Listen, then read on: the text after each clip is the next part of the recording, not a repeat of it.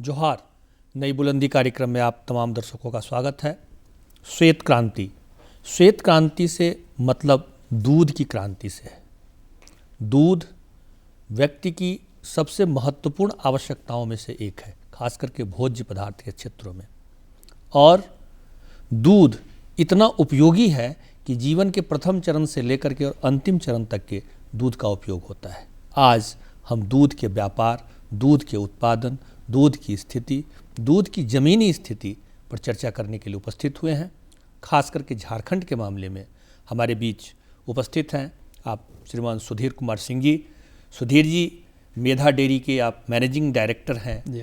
आपका बहुत बहुत स्वागत है हमारे स्टूडियो में। हाँ, नमस्कार। सुधीर जी, जब श्वेत क्रांति की बात की जाती है तो बहुत सारी चीज़ें समझ में नहीं आती है और आम जो लोग हैं वो श्वेत क्रांति का मतलब केवल दूध की क्रांति से समझ लेते हैं। लेकिन इसके साथ साथ बहुत सारी चीज़ें जुड़ी हुई होती है। तो आज दूध की क्रांति, श्वेत क्रांति किस प्रकार से काम कर रही है, ये जरा हमारे दर्शकों को बताइए। मैं बताऊंगा कि ये जो श्वेत क्रांति है, जैसे हरित क्रांति आई, फिर श्वेत क्रांति, नीली क्रांति, तो श्वेत क्रांति का बहुत ज़्यादा महत्व है। अगर आप अपने पुराने दिनों को याद करेंगे, जब स्कूल के दिनों थे तो हमें पाउडर आता था अमेरिका से। जी बिल्कुल बिल्कुल। और लोग, बच्चे बड़े चाव से खाते थे। और एक हमारा जो स्टेट था, हमारा जो कंट्री था रदर एज ए होल, वो एक डिफिशिएट था। हमारे पास दूध की कमी थी, बाहर से दूध हम मंगाते थे, तो बच्चों को हम पाउडर देते थे, स्कूलों में बढ़ता था केयर प्रोग्राम के तहत। तो एक स्थिति वो थी। पर बदलाव जो है पिछले 25 साल में, 25 से 30 साल में ऐसा आया, डॉक्टर कुरियन का नाम आपने सुना होगा। बिल्कुल बिल्कुल। जो कि मतलब श्वेत क्रांति के जनक माने जाते हैं। अमूल जो, जी हाँ, उन्होंने, उन्हीं का क्रिएशन है अमूल, उन्हीं का क्रिएशन है सुधा, उन्हीं का क्रिएशन है मेधा। ये सारा जो है हर स्टेट में उन्होंने एक एक ब्रांड दिया और कहा कि अब कोऑपरेटिव के हिसाब से जो आनंद पैटर्न बोलते हैं, आनंद में जो पहला बना था सोसाइटी, तो लाल बहादुर शास्त्री जी वहाँ गए थे, रात में उन्होंने समय बिताया, रात के रुके वहाँ पे। और अजरपुरा करके एक समिति थी जिसने शुरू किया, बहुत लड़ाई लड़नी पड़ी और फिर कोऑपरेटिव वहीं से ये मूवमेंट चालू हो गया श्वेत क्रांति का, और ये फैलता गया। और आज के दिन में हर स्टेट में एक जो है मिल्क फेडरेशन है, मिल्क यूनियन है, जिसको आगे बढ़ाता है। मैं बड़ा हर्ष के साथ कहना चाहूँगा, मतलब गर्व होता है मैं जब मैं कहता हूँ कि एक डिफिशिएट कंट्री से भारतवर्ष पिछले करीबन 15 साल से पूरे विश्व का सबसे ज़्यादा दूध उत्पादक हो गया। अच्छा। नॉर्मली लोग समझते हैं कि डेनमार्क के बारे में हम जानते थे कि हाँ, दूध की दूध नदियाँ सबसे ज़्यादा होता है। लेकिन मज़े की बात है, इस श्वेत क्रांति ने पूरे जो है पटल को बदल दिया और आज के दिन में भारत जो है पूरे विश्व का सबसे बड़ा दूध उत्पादक देश हो गया है। तो स्वाभाविक है कि ये तो हमारे किसानों का जो देन है, हमारे दूध उत्पादकों का देन है, जो इसको इतना इस लेवल तक लेके आए। साथ ही साथ तकनीकी और सरकारी भी सुविधाएं निश्चित रूप से महत्वपूर्ण है। अच्छा, दूसरा प्रश्न ये है कि धरातल पर ये कैसे काम कर रहा है, देखिए इसमें खास करके झारखंड के परिप्रेक्ष्य। हाँ, निश्चित रूप से देखिए, एक अगर पहले सोचते थे तो झारखंड में लोग जानते थे इट्स नॉन फॉर माइंस। जी, यहाँ पे ना खनिज के लिए जाना जाता था। माइंस, यहाँ कोयला है, तांबा है, अब नाम ले लीजिए किसी भी मेटल का, वो यहाँ उपलब्ध है। और एक पहले लोगों के दिमाग में एक बात आती थी कि शायद झारखंड में दूध नहीं होता है, और इनिशियल स्टेज में ऐसा कुछ हुआ भी। फिर जब स्टेट बाइफरकेट हुआ तो इसके पहले यहाँ बिहार से एक ब्रांड था सुधा, कोऑपरेटिव का ही, चूँकि जब कंबाइन था तो सुधा की 3 फैक्ट्रियाँ यहाँ थी जो वहाँ से दूध उत्पादन करा के और वहाँ से यहाँ ला के मार्केट किया करता था। और अब जो है जब तब हुआ कि झारखंड जब अलग हुआ तो क्यों नहीं इसको अलग से यहाँ का फेडरेशन बनाया जाए, और ये परिकल्पना तकरीबन 2007-8 में की गई।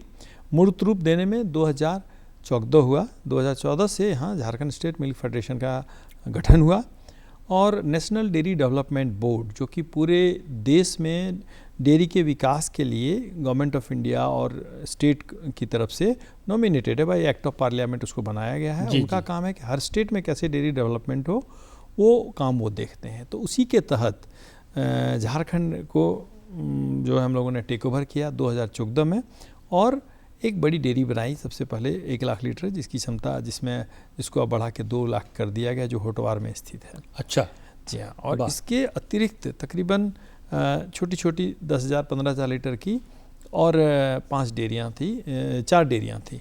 इस तरीके से तो हम लोगों ने देखा कि जब उन्होंने शुरू किया था तो 7-8 में तो मुश्किल से 1000-2000 लीटर था। 14 में जब हम लोगों ने इसको टेक ओवर किया था झारखंड स्टेट मिल्क फेडरेशन, तो उसमें 11,000 लीटर दूध हम लोग यहाँ लेते थे। 11,000 से प्रारंभ किया और 2 लाख तक अभी अपनी क्षमता है। आज के दिन क्षमता नहीं है, इतना हम कलेक्शन कर रहे हैं। और हमें प्लांटों की संख्या पहले 4 थी, उसमें 3 जोड़ा गया पिछले साल, और एक देहवर के पास सारठ में 1 लाख लीटर क्षमता का, एक साहेबगंज में 1 लाख लीटर क्षमता का, और एक पलामू में बन के तैयार है, जिसका अगले वीक में हमारे माननीय मुख्यमंत्री उसका उद्घाटन करेंगे।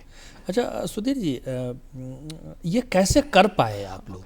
देखिए काफ़ी मतलब अचीवमेंट जो है बड़ा चमत्कारी है। निश्चित रूप से आप जानते हैं कि दूध जो है हाईली पेरिशेबल कमोडिटी है। जी जी बिल्कुल। आप चावल रख सकते हैं, आज नहीं बिकेगा, कल बिक जाएगा, कल नहीं बिकेगा, 1 महीने बाद बिकेगा। लेकिन दूध ऐसा है कि 2 घंटे में अगर उसका आप प्रॉपर उसका प्रोसेस नहीं करते हैं, उपभोक्ता तक नहीं पहुंचाते हैं, दूध फट जाता है। आप जानते हैं कि हम घर में 1 लीटर 2 लीटर को कितनी बार उबालते हैं, फिर फ्रिज में रखते हैं, तभी महीने में 1-2 घटना हो जाती है कि दूध फट गया। बेशक लोग चना बना के खाते हैं उसका, पर क्योंकि जानते हैं कि दूध एक ना संपूर्ण फूड है, ये इसमें हर कुछ उपलब्ध है जो एक मानव शरीर के ग्रोथ के लिए चाहिए वो है। तो यहाँ भी वैसा ही हम लोगों ने 3 टायर सिस्टम शुरू किया कि एक प्राइमरी कोऑपरेटिव सोसाइटी जो विलेज लेवल पे होगा, और उसको कंप्लीट मैनेज उस गांव के किसान दूध उत्पादक ही करेंगे। हम लोग सर्वे करते हैं कि किस गांव में सरप्लस है, मार्केटेबल सरप्लस।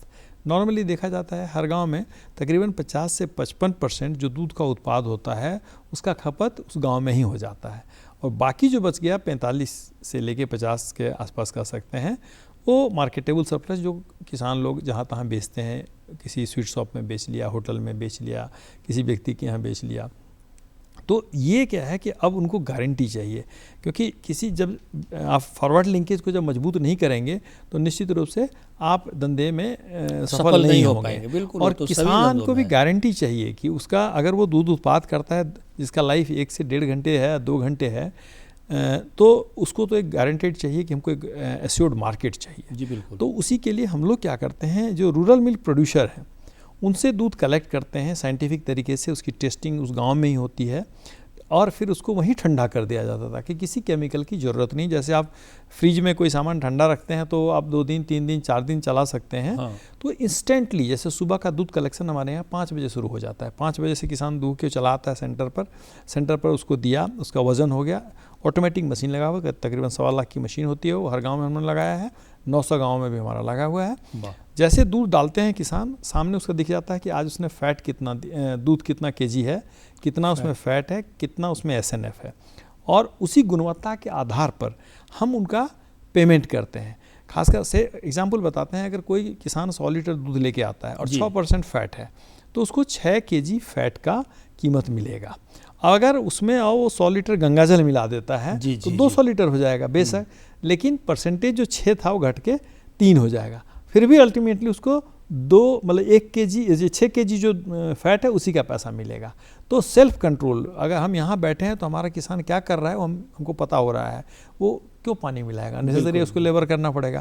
तो ये हमारा गुणवत्ता के आधार पर हम उसका जो केमिकल कंपोजिशन उसके आधार पर उसका हम पेमेंट करते हैं। तो सेल्फ कंट्रोल है, किसान हमारा डाल देता है, उसके सामने आ जाता है, आज आपने 5 लीटर दूध दिया जिसमें 5% फैट था, 8.5% प्रोटीन वगैरह जो है वो है, उसके आधार पर आपका कीमत टोटल होगा। एक स्लिप निकलता है जो किसान तुरंत ले लेता है। वही नहीं, मान लीजिए किसान ने किसी के माध्यम से दूध भेजा है, तो जिस किसान जो हमारे यहाँ रजिस्टर्ड है उसको SMS चला जाता है कि आज आपने इतना दूध दिया, इतने पैसे उसका कीमत हुआ, और इस तरह से वो हमारे सर्वर में आता है, और हमारे सर्वर से ऑटोमेटिक हम लोगों ने ERP लागू कर रखा है। तो आपने एक मतलब वो भी बड़ा इंटरेस्टिंग है कि आपने एक डाटाबेस भी किसानों का, मोबाइल का, SMS का, जी हाँ, ये तैयार कर रखा है। नहीं, एक सिर्फ आगे मैं बताने जा रहा हूँ कि झारखंड पहला स्टेट था जहाँ 100% जो किसानों को पेमेंट जाता है उनके खाते में जाता है, और डायरेक्ट जाता है, DBT है ये, और पहला झारखंड स्टेट था जहाँ ये हुआ। क्योंकि पहले से धंधा सब जगह चल रहा था, तो अभी भी वो इंडिविजुअल्स लेते थे, कैश जाता था सोसाइटी में, सोसाइटी उनको देता था, नहीं, हम डायरेक्ट कनेक्टेड हैं। तो उस फार्मर्स का पूरा डाटा मेरे पास है कि कितनी गायें हैं इसके पास, कितना दूध देती हैं, कब बयान हुआ है इसका, और क्या खाना खिलाते हैं, कितना कैटल फीड। ये सारा डाटा हमारे पास आते रहता है, उनका कंटिन्यूअस है ये, और ERP लागू हुआ है। किसान को भी पता है कि अभी क्या है, कोई योजना आनी है, क्या आनी है, तो हम लोग उसको हाँ सुधीर जी, हम उसी पर मतलब इतना बड़ा नेटवर्क, इतनी बड़ी व्यवस्था, किसानों को कोई हम कल्याणकारी सुविधा ऐसी जो, जैसे आपने एक बताया कि डायरेक्ट उनको अकाउंट में जी पैसा हाँ। डालते हैं, इस प्रकार का क्या हम? निश्चित रूप से देखिए, जैसा मैंने कहा कि सबसे पहले हम लोग गारंटी देते हैं कि हम आपका दूध जो भी आप उत्पादन करें उसको हम ले लेंगे जी।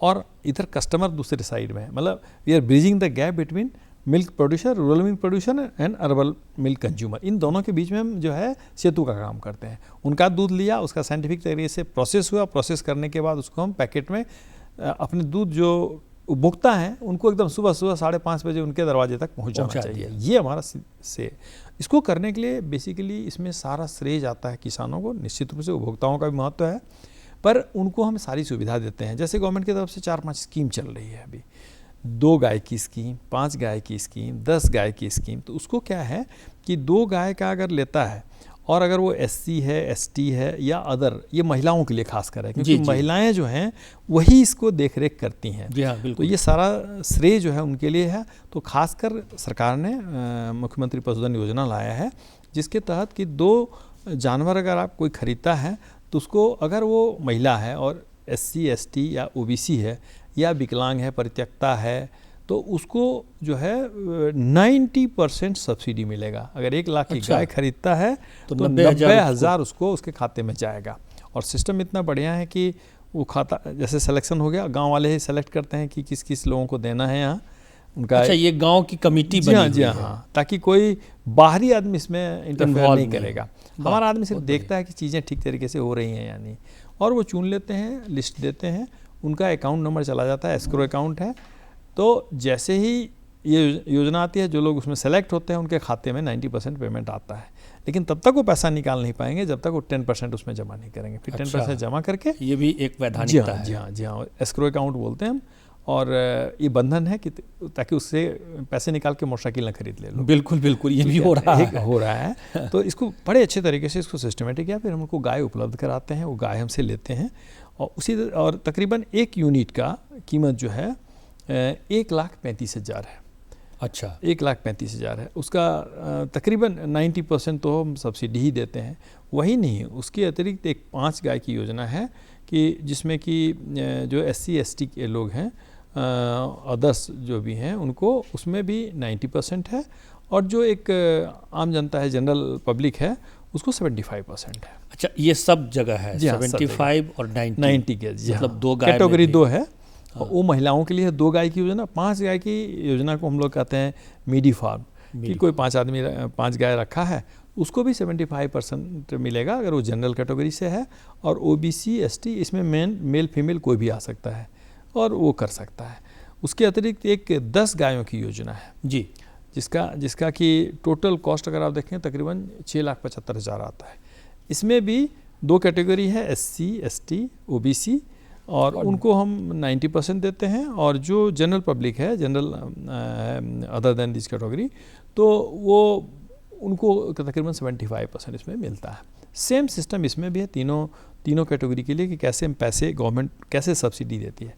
यही नहीं, इसके अतिरिक्त अभी गवर्नमेंट ने किया है कि जो हम चारा बनाते हैं, संतुलित पशु आहार, क्योंकि झारखंड में थोड़ा हरियाली है, जंगली, लेकिन घास उतना ज़्यादा नहीं है। वो समस्या है। जी हाँ, तो हम लोगों ने उसके लिए सीड उपलब्ध कराते हैं। उसको हम एक नेपियर ग्रास है, उसकी कटिंग फ्री में हम देते हैं कि आप एक बार लगाओ, 3 साल तक फिर दोबारा लगाने की जरूरत नहीं होता। ऐसे गन्ना काटते हैं, ठीक उसी प्रकार है कि वो गन्ने की तरह ही है, लंबा 11 फीट, गन्नी ग्रास वगैरह जिसको कहते हैं। जी हाँ। और वो हमने काफ़ी प्रचार किया, बहुत पॉपुलर है किसानों में, क्योंकि उनको इन्वेस्टमेंट कुछ नहीं है। और अगर टोटलिटी में देखेंगे, धान उपजाने में, गेहूँ उपजाने, गन्ना उपजाने और ये जो नेपियर ग्रास उपजाने, तीनों का जब इकोनॉमिक्स आप देखेंगे तो जितना आमदनी गेहूँ या धान या गन्ना उपजाने में है, उससे तकरीबन 20% आमदनी है अगर आप हरा चारा उपजाते हैं। खुद खिलाइए, अपने गांव वाले को दीजिए, जिनके पास ज़मीन नहीं है उनको भी दीजिए। तो एक अलग धंधा है। तो ये भी इसका भी आप इसी बीज पार्ट और है, इसका एक पार्ट है। जी हाँ, बिल्कुल। वही नहीं, अभी तो जैसे जब जिसका सीजन रहा है, कभी ग्रास वगैरह का जो आता है उसका हम ओट्स का मंगा के देते हैं, मेज़ मंगा के देते हैं, उसका सीड देते हैं, सब्सिडाइज रेट पे हम अपने किसानों को देते हैं, वो लगाते हैं और अपने जानवर को खिलाते हैं। अच्छा, ये सुधीर जी, तो ये सारी की सारी चीज़ें जो मेधा डेयरी है इसके माध्यम से आप ये सब जी हाँ, जो मेधा से किसान जुड़े हैं या जुड़ना चाहते हैं, मतलब मैं आपको बताना चाहूँगा कि आज के दिन में 48,000 किसान झारखंड में हमसे जुड़ गए हैं। अच्छा, एक चीज़ और सुधीर जी बताया जाए कि आपसे कोई कैसे जुड़ेगा?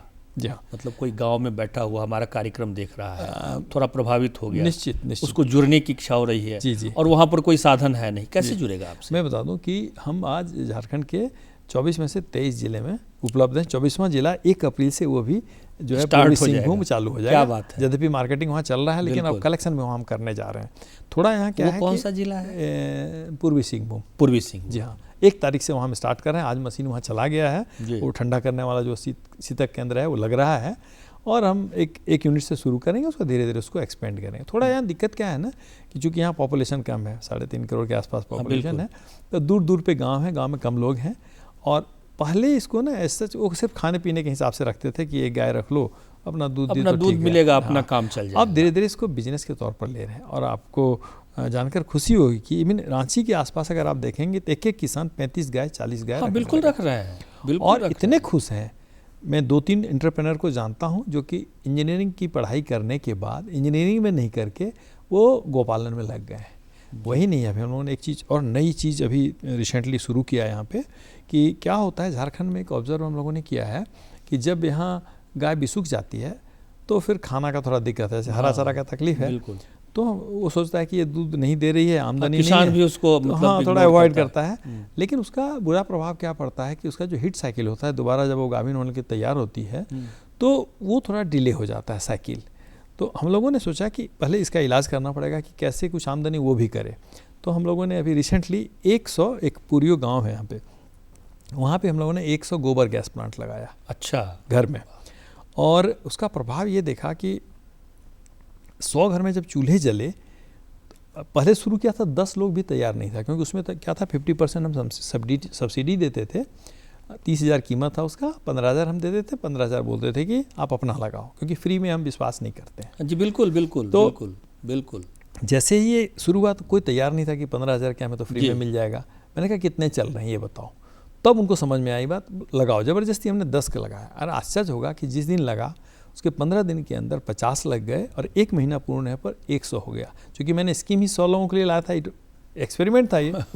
अब इतना लंबा लिस्ट मेरे पास आ गया है। अब वो उस गाँव को छोड़ के जब लोगों ने देखा कि मुफ्त का गैस मिल रहा है, उसके ऊपर से हमने क्या, उसी गाँव में एक छोटे कमरे में एक प्लांट लगाया है, जो उसका स्लरी निकलेगा, मतलब गैस के बाद जो उसका वेस्ट निकलेगा, वो हम 2 रुपये किलो के रेट से खरीद लेते हैं, और टैंकर जाता है मेरा। ये जो अपना माने गोबर से जो, हाँ जी हाँ, गोबर का जब गैस निकल गया तो स्लरी बन जाता है, पानी डाल के वो घुल जाता है। वो जो निकलता है वो हम 2 रुपये केजी उनसे खरीद लेते हैं। उसी गांव में उसका प्रोसेसिंग यूनिट लगा दिए हैं।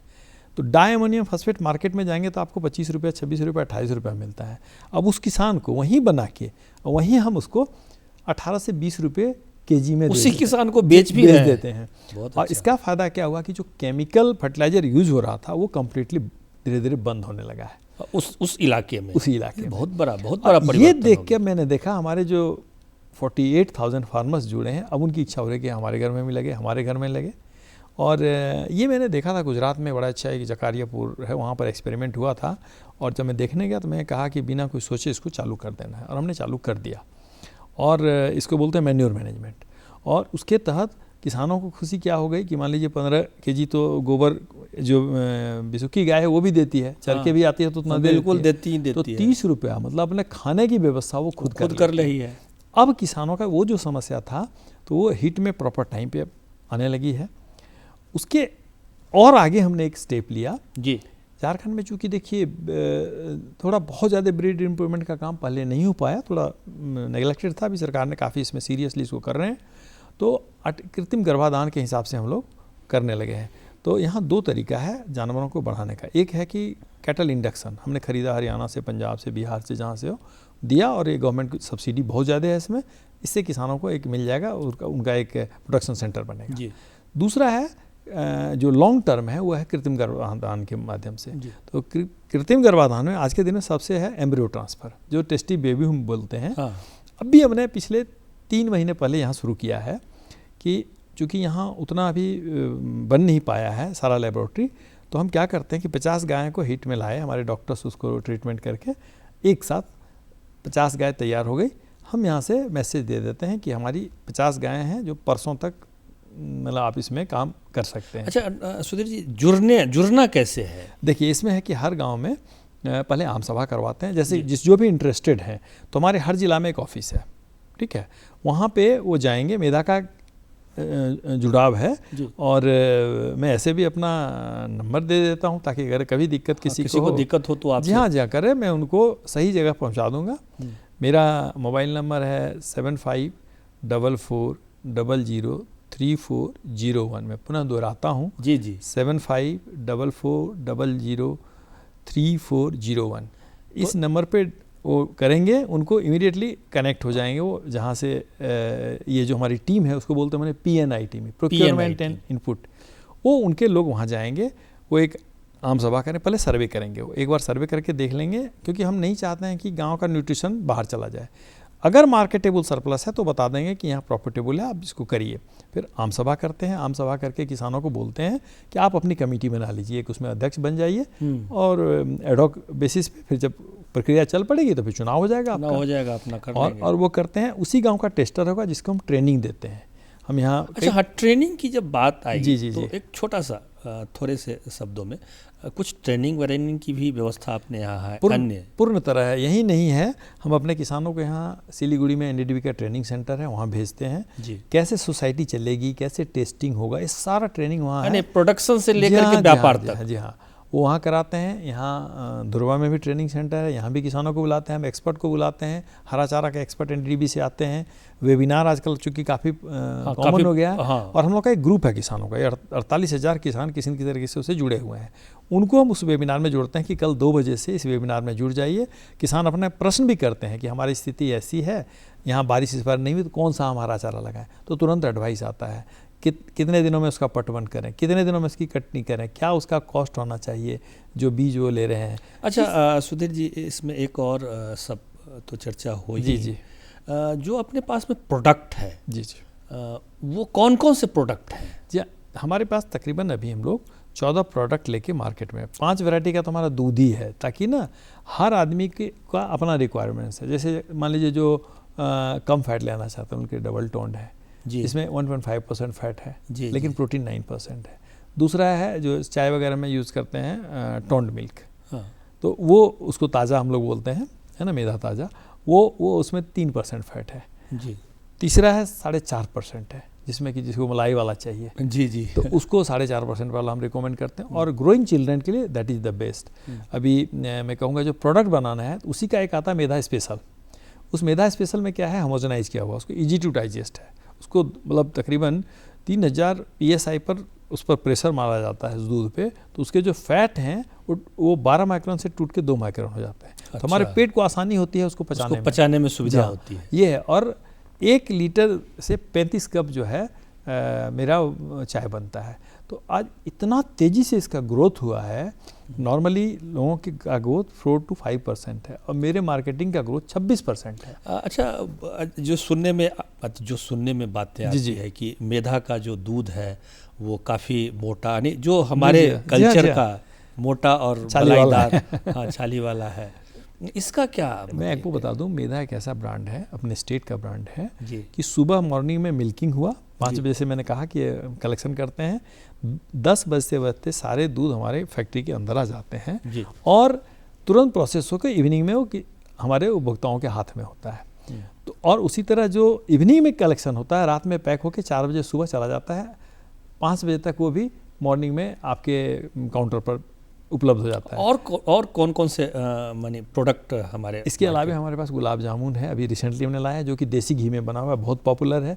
अभी रिसेंटली आपने देखा होगा कि मेधा ने देवघर का बना हुआ पेड़ा बहरीन भेजा था, उनका 2 कंसाइनमेंट जा चुका है, मतलब कि एक्सेप्टेबिलिटी आ गई कि नहीं। तो इस सब सारी चीज़ों से हमारे जो किसान हैं वो लाभान्वित हो रहे हैं। इस चीज़ से हमारा एक टारगेट है जी कि हर 1 रुपये का जी 80 पैसा किसान को जाना चाहिए, और हमारा यही ध्येय है कि करेंगे, और ताकि किसानों को ज़्यादा से ज़्यादा पैसा दें। इसके अतिरिक्त कैटल फीड वगैरह जो है ये भी हम देते हैं, गवर्नमेंट का उस पर भी 75% सब्सिडी है। तो किसानों को हर वो सुविधा, वेटनरी सर्विस हुआ, इनपुट सर्विस हुआ, ये सारा हम उनको देते हैं ताकि किसानों को हर चीज़ उसके डोर स्टेप पे मिल जाए। अच्छा, हमने काफ़ी चर्चा की, तो नॉट सेल में मानी कम शब्दों में हम अपने किसान या अपने दर्शकों को क्या संदेश देना चाहिए? मैं तो यही कहूँगा कि हम लोग जो है ग्रास टू ग्लास पूरा मैनेजमेंट साइंटिफिक तरह से, मतलब अब चारा से लेके जब हमारे उपभोक्ता के टेबल पर जब चला जाता है तो हम एक सिद्धांत बनाते हैं, ग्रास टू ग्लास देना है। और जितने किसान हैं सबको मैं अनुरोध करूंगा कि वो जुड़ें और जुड़ के अपनी आमदनी बढ़ाएं, बाहर क्यों जाएं, यहाँ खुद अपना यानी अपने प्रोडक्ट के साथ जुड़ें, अपने ब्रांड के साथ जुड़ें, अपने स्टेट के साथ जुड़ें, और जो धरती पर काम चल रहा है उससे किसान लाभान्वित हो। जी हाँ, ऐसे आपका संदेश निश्चित रूप से। तो दूध, श्वेत क्रांति, मेधा, और मेधा का क्या व्याप है, क्या व्यापार है, ऐसे विषय पर हमने चर्चा किया। ऐसे ही विषय को लेकर के हम बार बार आपके समक्ष आते रहेंगे। सुधीर जी हमारे स्टूडियो में आए, आपका बहुत बहुत आभार, बहुत बहुत धन्यवाद।